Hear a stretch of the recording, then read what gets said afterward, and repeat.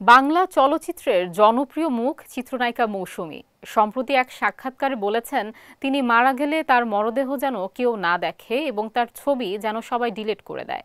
এবার এই ইস্যুতে মুখ খুলেছেন ইসলামী বক্তা আস-সুন্নাহ ট্রাস্টের প্রতিষ্ঠাতা শাক আহমদুল্লাহ। সম্প্রতি সামাজিক যোগাযোগ মাধ্যমে একটি স্ট্যাটাস দিয়েছেন তিনি। স্ট্যাটাসটিতে আহমদুল্লাহ লিখেছেন, অভিনয় জীবনের ৩০টি বছর পার করার পর বাংলাদেশের সুপরিচিত এক অভিনেত্রী দর্শকদের কাছে অনুরোধ করেছেন, যাদের কাছে তার ধুমধারাক্কা সিনেমা সংরক্ষিত আছে, মৃত্যুর পর সবাই যেন তা ডিলিট করে দেয়।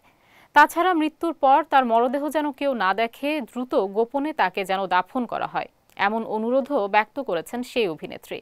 শাক আহমদুল্লাহ আরও লিখেন, গত কয়েক বছর ধরে এদেশের সর্বসাধারণের মধ্যে দিন পালনের যে আকাঙ্ক্ষা পরিলক্ষিত হচ্ছে, এই ঘটনা তারই ধারা পরম্পরা।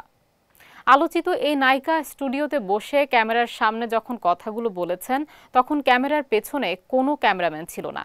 নায়িকাকে নির্জনে বিশেষ কিছু বলবার জন্য উপস্থাপক বেরিয়ে গিয়েছিলেন স্টুডিও থেকে। শাক আহমদুল্লাহ আরও লিখেন, লাইফস্টাইল ও ক্যারিয়ার বাছাইয়ে সতর্ক না হলে হয়তো এমন দিন আসবে যখন আপনার বোধোদয় হবে, কিন্তু পৃথিবীর বুক থেকে আপন পাপের চিহ্ন মুছে ফেলতে পারবেন না।